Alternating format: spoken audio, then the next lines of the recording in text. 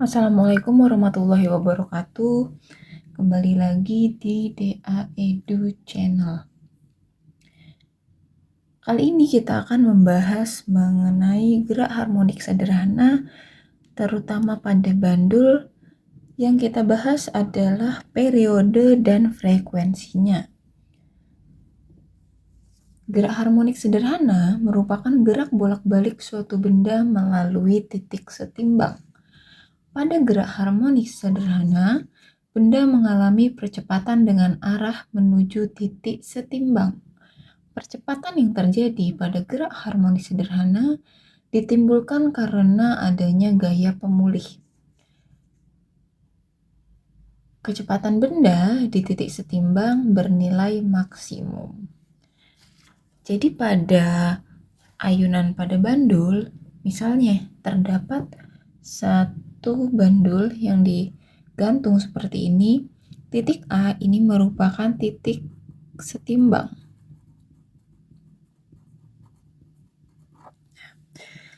Untuk satu getaran pada bandul itu, jadi dia dari titik setimbang misalnya disimpangkan ke titik C, dia akan bergerak ke titik setimbang lagi, kemudian ke titik E, dan kembali lagi ke titik setimbang. Itu baru satu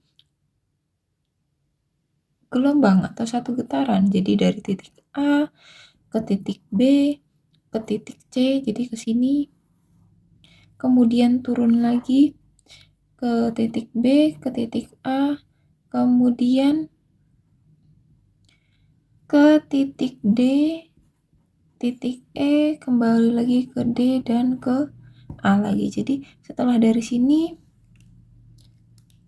dari titik A ke B, ke C, kembali lagi ke B, ke A, kemudian ke D, ke E, kembali ke D, dan ke A lagi. Ini baru satu getaran atau satu gelombang.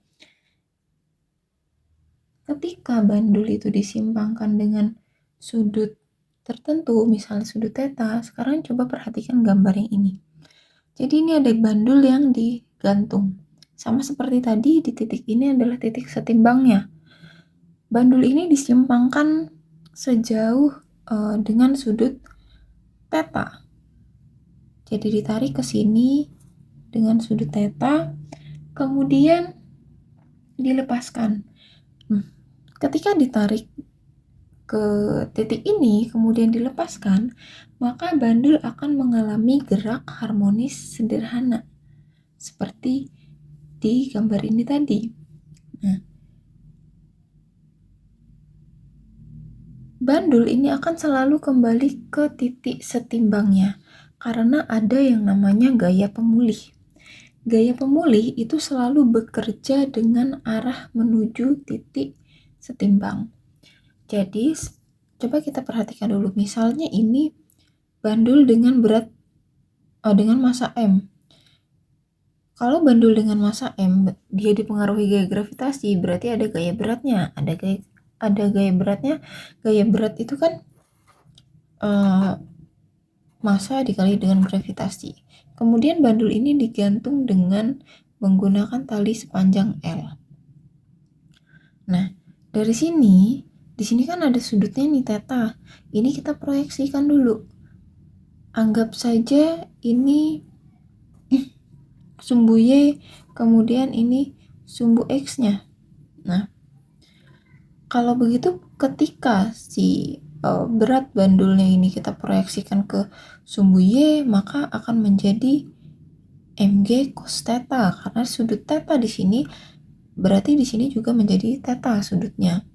Kemudian yang ke arah titik setimbang atau ke arah sumbu X-nya ini menjadi mg sin theta atau massa dikali gravitasi dikali sin theta. Nah, gaya pemulih tadi itu kan arahnya selalu menuju titik setimbang. Artinya kalau saya tuliskan Fp, berarti Fp ini adalah gaya pemulih. Gaya pemulihnya berarti mg sin theta, karena kan ini arahnya ke sini. Sama dengan arah gaya pemulih. Kemudian pada ayunan bandul ini ada besaran-besaran yang mempengaruhinya. Ada periode dan frekuensi. Yang pertama kita bahas dulu periode. Periode pada bandul. Nah, periode ini apa? Periode ini adalah waktu yang dibutuhkan untuk terjadinya satu getaran. Jadi, periode ini persamaannya, simbolnya adalah T. Di sini kita tulis T. Ini periode. Jadi, periode sama dengan waktu dibagi jumlah getaran. Periode ini juga berbanding terbalik dengan frekuensi. Jadi kita bisa tuliskan periode sama dengan 1 per frekuensi. Kemudian kalau misalnya, kita tuliskan dulu di sini, T ini adalah periode. Periode ini satuannya sekon. Kemudian T ini adalah waktu. Waktu ini juga satuannya sekon. Kemudian N adalah jumlah getaran. Kalau F itu adalah frekuensi. Frekuensi satuannya hertz. Nah, kemudian kita lihat di sini. Jika bandul yang digantung tadi kemudian diayunkan mengalami gerak harmonis sederhana, itu juga bisa dicari periodenya menggunakan panjang talinya dan gaya gravitasinya. Jadi ada persamaan periode sama dengan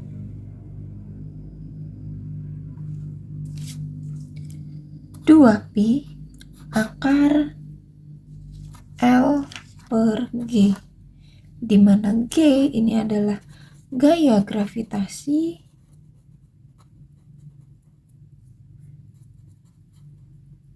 kemudian L ini adalah panjang tali. Nah, panjang talinya satuannya meter. Jadi untuk periode ini persamaannya ada 3. Kalau misalnya diketahui jumlah getaran dan waktu terjadinya getaran itu, kita bisa mencari periodenya menggunakan persamaan ini. Tetapi kalau misalnya yang diketahui frekuensinya, kita bisa langsung mencari periode dengan persamaan ini. Kemudian kalau misalnya pada gerak harmonis sederhana itu yang diketahui adalah panjang talinya. Panjang tali yang digunakan untuk menggantung bandul. Nah, kita gunakan periode dengan persamaan yang ini. Begitu. Kemudian, selain dari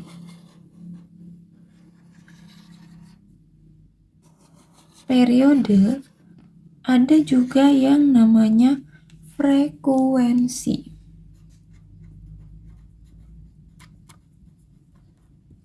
Frekuensi pada bandul.